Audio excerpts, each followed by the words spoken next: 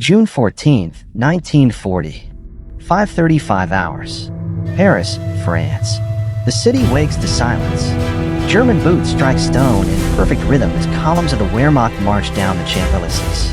Steel helmets, rifles slung, flags unfurled. The swastika rises over government buildings still warm from the night before. There is no gunfire now. No resistance. Just the low echo of occupation settling into one of Europe's greatest capitals. Fear has done its job. Across the continent, Nazi Germany believes it has cracked the code of modern order. Blitzkrieg shatters armies. Terror shatters nations. Cities fall not just from bombs, but from the certainty that resistance is useless. From Warsaw to Rotterdam, pattern repeats. Shock, collapse, submission. In Paris, civilians watch from behind curtains. Shops remain closed. Radios whisper rumors. The message is clear without words. Germany is unstoppable. And Berlin is watching closely. Adolf Hitler and the High Command are convinced that terror is not just a weapon, it is the weapon. Occupation forces move quickly. Gestapo units establish headquarters. Public executions are staged. Posters appear overnight, listing hostages shot in reprisal. Curfews tighten. Food grows scarce. Fear becomes routine. From Norway to Yugoslavia, from the Atlantic coast to the edge of the Soviet frontier, right tightens its grip. Entire populations are meant to feel small, isolated, alone. This is how Germany plans to win the war. Not just with tanks and aircraft, but with intimidation so absolute that enemies collapse before unity can form, before allies can coordinate, before hope can survive. For a time, it works. Governments flee into exile. Resistance cells are crushed before they grow. Neutral nations hesitate, watching the speed of German conquest with dread. Even Britain, standing alone, feels the pressure of what comes next. In Berlin, confidence hardens into arrogance. The Reich believes fear will keep Europe frozen, that occupied nations will never rise together, that the world is too divided, too slow, too afraid to push back as one. But beneath the silence of occupied streets, something dangerous is beginning to move, and Germany does not hear it yet. September 27, 1941. Nightfall. Kiev, Ukraine. A single candle flickers in a cellar beneath a bomb-scarred apartment block. Maps are spread across a wooden crate. A radio, wrapped in cloth to muffle sound, crackles with static. Men and women lean close, whispering names, times routes. Above them, Nazi banners hang from captured buildings. Below them, resistance is learning how to breathe. Across occupied Europe, fear is no longer paralyzing. It is organizing. In France, the Maquis begin to form in forests and mountains. In Poland, the Home Army grows into one of the largest underground forces in history. In Yugoslavia, partisan bands strike rail lines and vanish before dawn. Each group isolated, each hunted, each refusing to disappear. German occupation doctrine is ruthless. Test units retaliate with mass executions. Entire villages are burned in reprisal. In the east, Einsatzgruppen follow behind the front, turning terror into an industrial murder. The message is unmistakable. Resistance will be punished collectively. But terror has a flaw.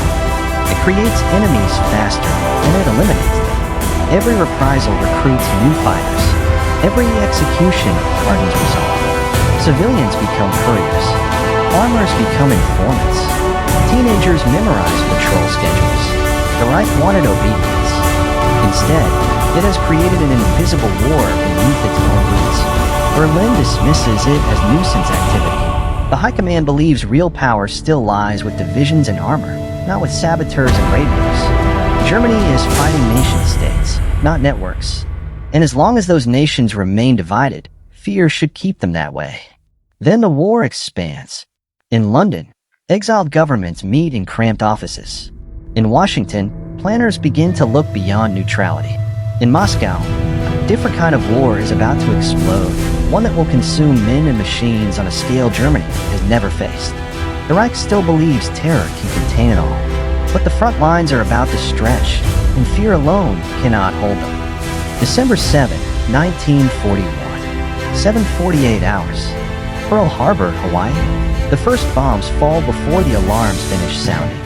Japanese aircraft scream low over battleship row. Explosions tear through steel hulls. Oil ignites on the water. In minutes, the United States is at war, not just with Japan, but with the Axis itself. 4 days later, Adolf Hitler declares war on America. It is a decision driven by ideology, arrogance, and fatal miscalculation. Germany has relied on fear to fracture its enemies. But now the conflict is no longer regional. It is global. And fear does not intimidate factories. Across the Atlantic, American shipyards ignite with activity. Liberty ships slide into the water faster than German U-boats can sink them. Aircraft plants run day and night. Tanks roll off assembly lines in numbers that defy belief. This is not terror responding. This is momentum. In Britain, the Royal Air Force survives the Blitz and rebuilds. Radar networks expand. Bomber command grows.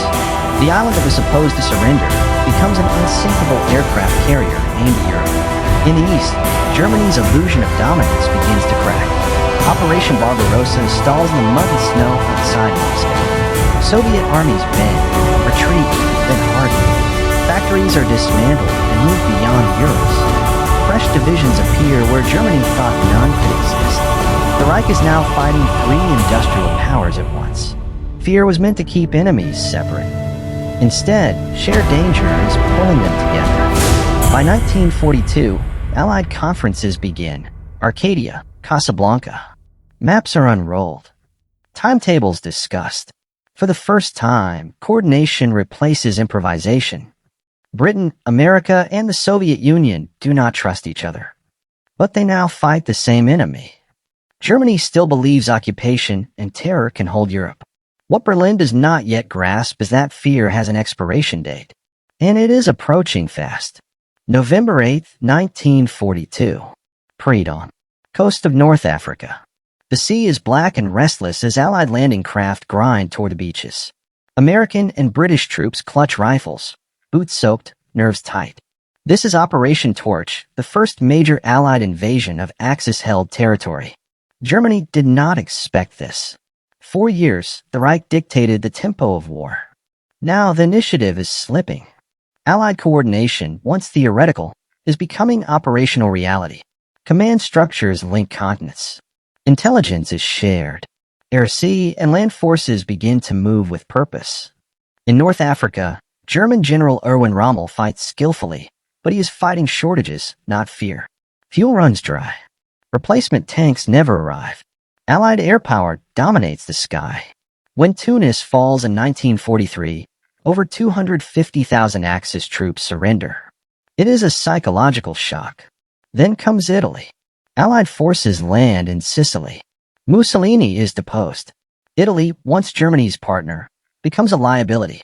German troops rush south, plugging gaps, stretching already thin resources. Occupation replaces alliance. Meanwhile, in the skies, terror changes hands. Allied bombers pound Hamburg, the Ruhr, and Berlin itself. German civilians feel the same dread once inflicted on others. Air raid sirens wail nightly. Factories burn. Confidence erodes. The Reich responds with harsher measures. More executions. More oppression. More fear. But fear can no longer hide reality. On the Eastern Front, the Red Army counterattacks relentlessly. Stalingrad becomes a graveyard for Germany's Sixth Army. Entire formations vanish into captivity or death. The myth of invincibility is dead. Germany is still dangerous, but no longer unstoppable. And the Allies are no longer reacting. They are advancing. June 6, 1944. 6:30 hours. Normandy, France. The horizon is filled with ships. Thousands of them. Landing craft slam into the beaches under fire. Paratroopers drop behind enemy lines. Naval guns thunder. Aircraft roar overhead in endless waves. This is not fear. This is coordination. Germany had fortified the Atlantic Wall with concrete, mines, and guns, but it could not fortify against unity. British, American, Canadian, and Free French forces fight side by side. Logistics flow. Reinforcements arrive. Losses are replaced. German commanders argue over reserves.